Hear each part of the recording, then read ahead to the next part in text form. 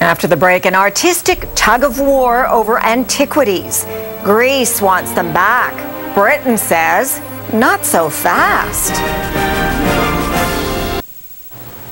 A dispute over ancient history is suddenly current again, thanks to the involvement of a high-profile newlywed. Clooney, yes, George's wife, is advising Greece in a fight over antiquities. The so-called Elgin Marbles were given to Britain in the 1800s. The British Museum says the classical Greek sculptures it displays are part of the world's shared heritage. But Greece isn't in a sharing mood. Here's CTV's London Bureau Chief, Ben O'Hara-Byrne. She certainly adds a dash of modern celebrity to a long-standing fight over prized historic artifacts. Human rights lawyer Clooney and other members of her London-based law firm in Athens this past week to advise the Greek government on how to get the Elgin Marbles back from Britain. We are talking here of an injustice that has persisted for too long.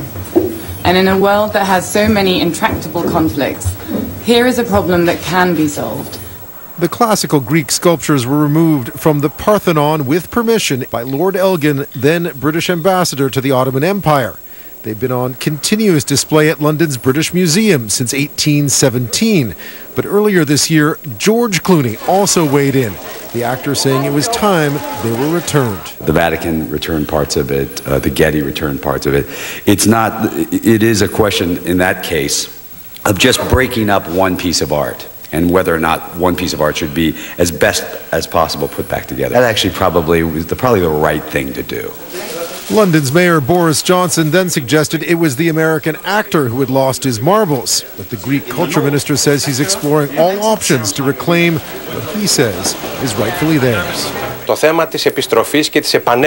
issue of the return and reunification of the Parthenon marbles and sculptures, he says, is a top issue that Greece has steadily pursued over time.